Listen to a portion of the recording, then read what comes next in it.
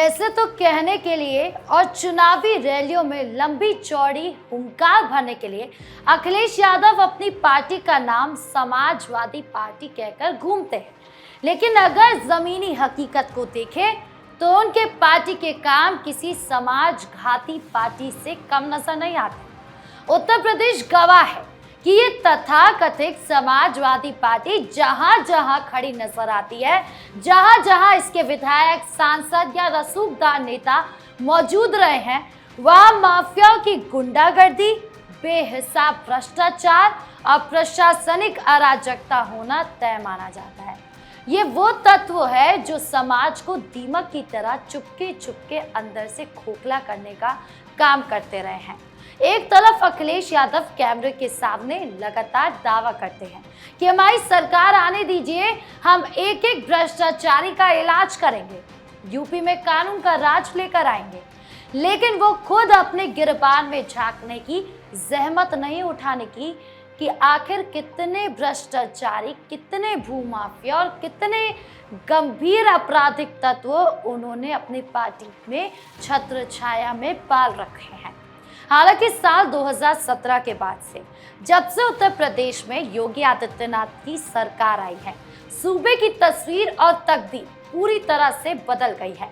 अपराधियों और उनके राजनीतिक संरक्षकों पर बिना किसी भेदभाव के लगातार कड़ा एक्शन हो रहा है।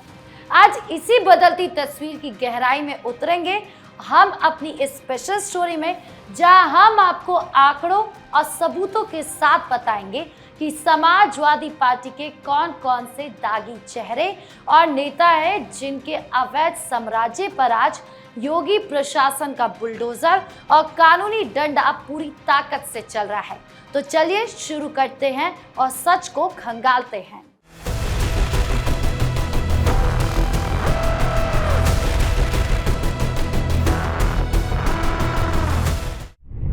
सपा नेता दिलीप मिश्रा के आलीशान मकान की कुर्की, माफिया सोनू सिंह यादव की 60 लाख की जमीन जब्त।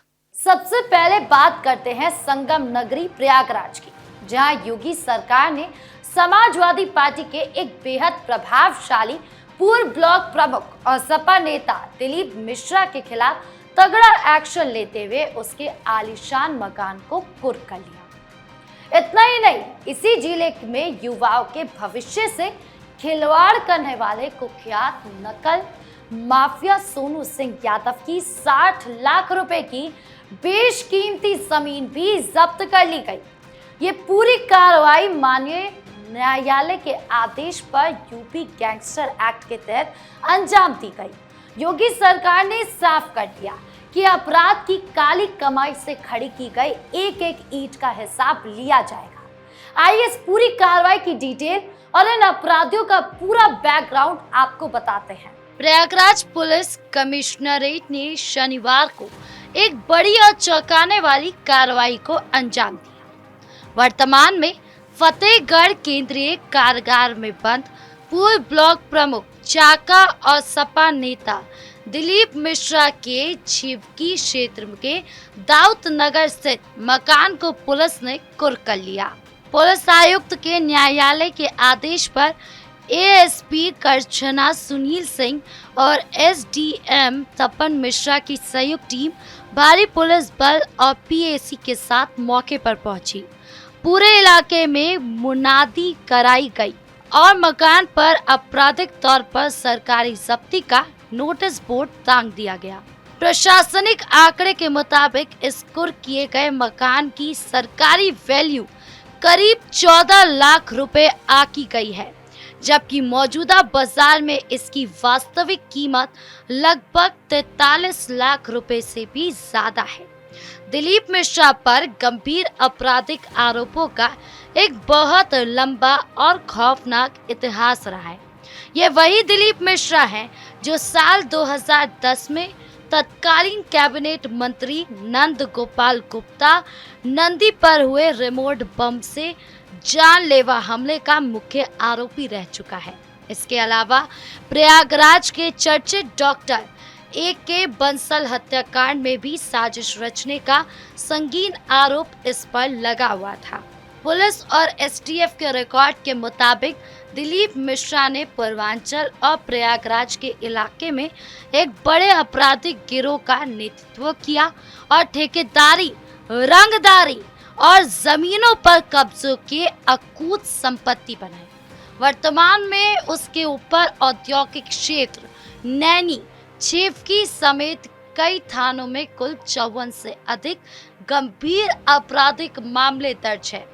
इस मामले में हत्या, जानलेवा हमला, डकैती, रंगदारी वसूलना, गुंडा एक्ट, गैंगस्टर एक्ट और इनामी अपराधियों को पनाह देने जैसे संगीन अपराध शामिल हैं। साल 2020 में उस कड़े संघर्ष के बाद गिरफ्तार किया गया था। बाद में उसके बेटे शुभम मिश्रा समेत इस गिरोह के कई सक्रिय सदस्यों को भी पुलिस ने मुठभेड़ के बाद दबोचा था।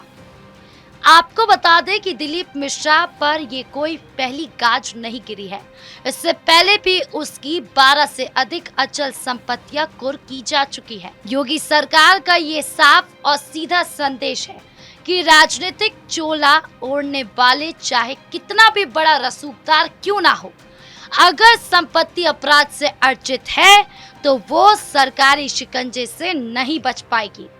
इसी कड़ी में एक और बड़ी कार्रवाई सौराव क्षेत्र में देखने को मिली, जहां कुख्यात नकल माफिया सोनू सिंह यादव और उसकी पत्नी शारदा यादव के नाम पर दर्ज कराई करीब 60 लाख रुपए की कृषि भूमि को भी प्रशासन ने कुर्क कर लिया। सोनू सिंह यादव के खिलाफ सौराव, नवाबगंज और झूसी थाने में परीक्षाओं में धांधली करने और पेपर लीक कराने के कई गंभीर मुकदमे दर्ज हैं।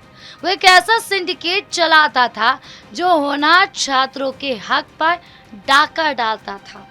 उप जिला मजिस्ट्रेट और पुलिस की टीम ने राजापुर मलहुआ गांव में पहुंचकर इस जमीन को अपने कब्जे में ले लिया। ये तमाम एक्शन समाजवादी पार्टी के उन रणनीतिकारों के लिए एक बड़ा सबक है जो अपराधियों को बैकडोर से राजनीतिक संरक्षण और टिकट बांटते थे।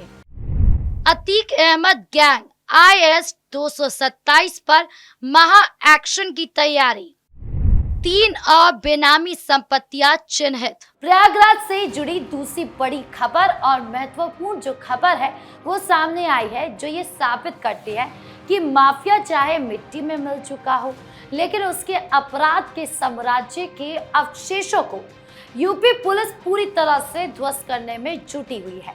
माफिया अतीक अहमद के कुख्यात इंटरस्टेट गैंग IS 227 पर योगी सरकार का चाबुक लगातार और तेजी से चल रहा है। प्रयागराज पुलिस ने इस गैंग के 3 बेहद सक्रिय और छिपे हुए सदस्यों की करोड़ों रुपए की 3 नई बेनामी संपत्तियों को लोकेट और चिन्हित कर लिया है, जिन्हें बहुत जल्द गैंगस्टर एक्ट के तहत कुर्क किया जाएगा। इसके साथ ही अतीक द्वारा अपने रसूख के दम पर जबरन कब्जाई गई करीब 160 करोड़ रुपए की 27 बीघा जमीन की रजिस्ट्री पर भी प्रशासन ने पूरी तरह से रोक लगा दी है। और इसमें भी सबसे बड़ी बात यह है कि योगी सरकार अब इन जमीनों को भू माफिया के चंगुल से मुक्त कराकर गरीबों और जरूरतमंदों को लौटाने की एक बहुत बड़ी योजना पर काम कर रही है। देखिए ये हमारी रिपोर्ट। दिवंगत माफिया अतीक अहमद के गैंग के बचे खुचे गुर्गों के खिलाफ प्रयागराज पुलिस कमिश्नरेट के वित्तीय चोट करने की रफ्तार को दोगुना कर दिया। पुलिस और राजस्व विभाग की संयुक्त जांच में गैंग ने 3 प्रमुख स्लीपर सदस्यों की पहचान हुई, जिन्होंने शहर के पॉश और VIP इलाकों में बेनामी और अवैध तरीके से करोड़ों की संपत्तियां खड़ी की। राजस्व विभाग वर्तमान में इन संपत्तियों की डीड और म्यूटेशन का बारीकी से वेरिफिकेशन कर रहा है।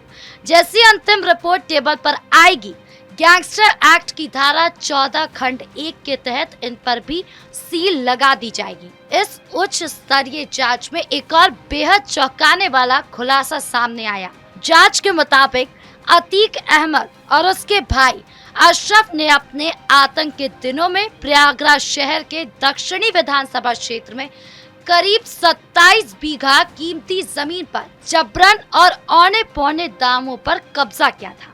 आज की तारीख में इस जमीन की अनुमानित मार्केट वैल्यू 160 करोड़ रुपए से भी कई ज्यादा बताई जा रही है।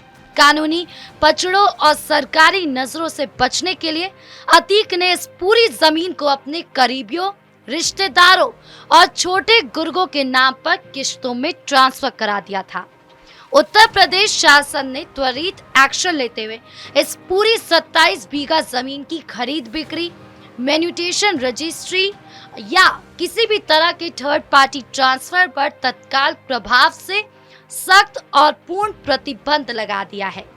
प्रशासन की मुस्तैदी का अंदाजा आप इस बात से लगाइए कि हाल ही में एक प्रॉपर्टी डीलर ने पिछले दरवाजे से इस जमीन के एक हिस्से की रजिस्ट्री कराने की कोशिश की थी, लेकिन अलर्ट उप निबंधक ने उस फाइल को तुरंत रजिस्ट्रेट करते हुए पुलिस को सूचित कर दिया। तो आज की इस स्पेशल स्टोरी में हमने आपको समाजवादी पार्टी के उस दागी चेहरे पूर्व पदाधिकारियों और उनके सहयोगी माफिया के खिलाफ चल रहे योगी सरकार के सबसे कड़े प्रशासनिक एक्शन का पूरा लेखा जोखा दिखाया।